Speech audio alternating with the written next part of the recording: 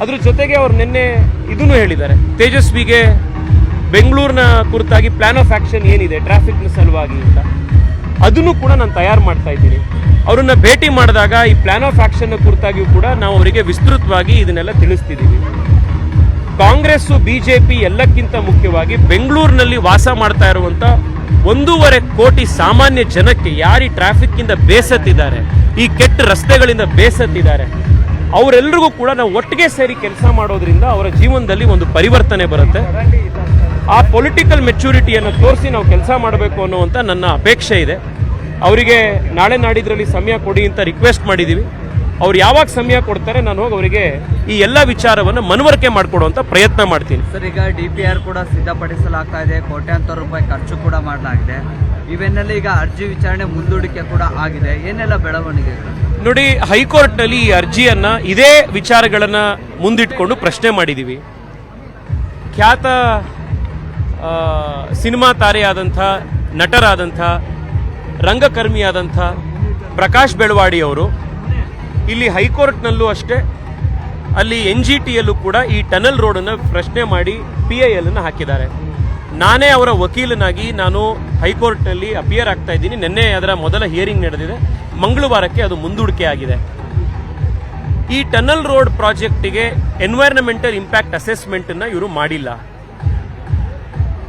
ಸುಮಾರು 18 ಕಿಲೋಮೀಟರ್ನ ರಸ್ತೆಯನ್ನು ನೀವು ಸುರಂಗ ಮಾಡಲಿಕ್ಕೆ ಹೋದಾಗ ಲಕ್ಷಾಂತರ ಜನರ ಕೋಟ್ಯಾಂತರ ರೂಪಾಯಿ ಆಸ್ತಿ, ಸಾವಿರಾರು ಕೋಟಿ ರೂಪಾಯಿ ಆಸ್ತಿಗಳು, ಜನರ ಜೀವ ಇದೆಲ್ಲವೂ ಕೂಡ ಅದ್ರ ಮೇಲೆ ಡಿಪೆಂಡ್ ಆಗಿದೆ. ಈಗಾಗಲೇ ಜಮ್ಮು ಕಾಶ್ಮೀರದಲ್ಲಿ, ಉತ್ತರಾಖಂಡ್ನಲ್ಲಿ ಟನಲ್ಗಳು ಕುಸಿದ ಮೇಲೆ ನೂರಾರು ಜೀವಗಳ ಅಲ್ಲಿ ಕಳ್ಕೊಂಡ ಮೇಲೆ ಕೇಂದ್ರ ಸರ್ಕಾರ ಕಂಪಲ್ಸರಿಯಾಗಿ ಸ್ಟ್ಯಾಂಡರ್ಡ್ ಆಪರೇಟಿಂಗ್ ಪ್ರೊಸೀಜರ್ಗಳನ್ನು ಮಾಡಿದೆ, ಟನಲ್ ರೋಡನ್ನು ಹೇಗೆ ಮಾಡಬೇಕು ಅಂತ.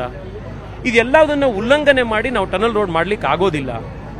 ಇದು ನಾವು ಅಭಿವೃದ್ಧಿಯನ್ನು ಅಥವಾ ಡೆವಲಪ್ಮೆಂಟನ್ನು ವಿರೋಧ ಮಾಡ್ತಾ ಇಲ್ಲ. ಉದಾಹರಣೆಗೆ ಇವಾಗ ಇದೇ ಸರ್ಕಾರ ಪೆರಿಫೆರಲ್ ರಿಂಗ್ ರೋಡ್ ಮಾಡಬೇಕು ಅಂತ ಹೊರಟಿದೆ. ನಾವು PRRಗೆ ವಿರೋಧ ಮಾಡ್ತಾ ಇಲ್ಲ. ಅವರಿವಾಗ ಮೆಟ್ರೋ ಲೈನ್ಗಳನ್ನು ಇನ್ನಷ್ಟು ಜಾಸ್ತಿ ಮಾಡಿ ಅಂತ ಕೇಳ್ತಾ ಇದ್ದೀವಿ. ಮೆಟ್ರೋನ ಆದಷ್ಟು ಬೇಗ ಕಂಪ್ಲೀಟ್ ಮಾಡಿ ಅಂತ ಕೇಳ್ತಾ ಇದ್ದೀವಿ. ನೀವು STRRನ ಕೇಂದ್ರ ಸರ್ಕಾರ ಜೊತೆಗೆ ಸೇರಿಕೊಂಡು ಆದಷ್ಟು ಬೇಗ ಕಂಪ್ಲೀಟ್ ಮಾಡಿ ಅಂತ ಹೇಳ್ತಾ ಇದ್ದೀವಿ. ಸಬರ್ಬನ್ ರೈಲನ್ನು ಆದಷ್ಟು ಬೇಗ ಕಂಪ್ಲೀಟ್ ಮಾಡಿ ಒಟ್ಟಿಗೆ ಸೇರ್ಕೊಂಡು ಕೆಲಸ ಮಾಡೋಣ ಅಂತ ಹೇಳ್ತಾ ಇದ್ದೀವಿ. ನಮ್ಮ ವಿರೋಧ ಇರೋವಂಥದ್ದು ಈ ಟನಲ್ ರೋಡ್ ಒಂದಿಕ್ಕೆ ಮಾತ್ರ, ಏಕೆಂದ್ರೆ ಇದು ಅನ್ಸೈಂಟಿಫಿಕ್. ಈ ಉತ್ತರ ಬೆಂಗಳೂರಿನಲ್ಲಿ ಸ್ಯಾಂಕಿ ಟ್ಯಾಂಕನ್ನು ಹೊಡೆದಾಕತ್ತೆ, ದಕ್ಷಿಣ ಬೆಂಗಳೂರಿನಲ್ಲಿ ಲಾಲ್ಬಾಗನ್ನು ಮುಗಿಸಾಕತ್ತೆ. ಈ ರೀತಿ ಇರುವಂಥ ಪ್ರಾಜೆಕ್ಟ್ ಸರಿಯಲ್ಲ ಅಂತ ಇದನ್ನ ನಾನು ಮತ್ತೆ ಸ್ಪಷ್ಟ ಮಾಡ್ತಾ ಇದ್ದೀನಿ.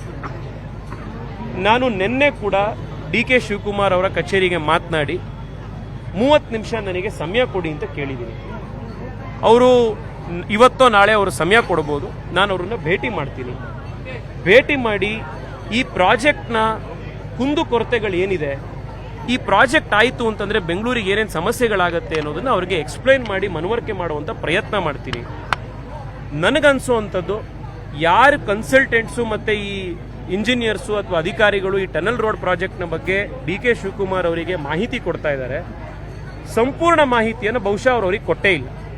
ನನಗನ್ಸುವಂಥದ್ದು, ಅವರಿಗೆ ಸಂಪೂರ್ಣವಾಗಿ ಮಾಹಿತಿ ಸಿಕ್ಕ ಮೇಲೆ ಅವರೇ ಈ ಪ್ರಾಜೆಕ್ಟ್ನಿಂದ ದೂರ ಆಗ್ಬೋದು, ಅಥವಾ ಇದರಲ್ಲಿ ಜನಕ್ಕೆ ಏನು ಬೇಕಿದೆ ಅದನ್ನು ಮಾಡುವಂಥ ಕೆಲಸ ಅವ್ರು ಮಾಡ್ಬೋದು. ನಾನು ಅವ್ರನ್ನ ಭೇಟಿ ಮಾಡಿದ್ಮೇಲೆ ನಿಮಗೆ ತಿಳಿಸ್ತೀನಿ. ಅದ್ರ ಜೊತೆಗೆ ಏನು ಪ್ಲಾನ್ ಆಫ್ ಆಕ್ಷನ್ ಬೇಕು ಬೆಂಗಳೂರಿಗೆ ಅಂತ ಅವ್ರು ಕೇಳಿದ್ದಾರೆ, ಏನು ಮಾಡ್ಬೋದು ಅಂತ, ಅದನ್ನು ಕೂಡ ತಯಾರಿ ಮಾಡಿದ್ದೀನಿ. ಅದನ್ನು ಕೂಡ ಅವ್ರಿಗೆ ನಾನು ಹೋಗಿ ತಲುಪಿಸ್ತೀನಿ.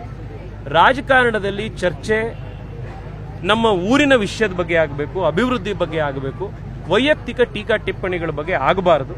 ಆ ಕಾರಣಕ್ಕೋಸ್ಕರನೇ ನಾನು ಅವರ ಹತ್ರ ನೇರವಾಗಿ ಸಮಯ ಕೇಳಿ ಮಾತನಾಡಬೇಕು ಅಂತ ಅವರ ಹತ್ರ ರಿಕ್ವೆಸ್ಟ್ ಮಾಡಿದ್ದೆ. ನಿರ್ಭೀತ, ನಿಷ್ಪಕ್ಷಪಾತ, ವಿಶ್ವಾಸಾರ್ಹ ಸುದ್ದಿಗಳಿಗೆ ಮತ್ತೊಂದು ಹೆಸರಾಗಿರುವ ನ್ಯೂಸ್ 18 ಕನ್ನಡ ಈಗ ಆಪ್ನಲ್ಲೂ ಲಭ್ಯವಿದೆ.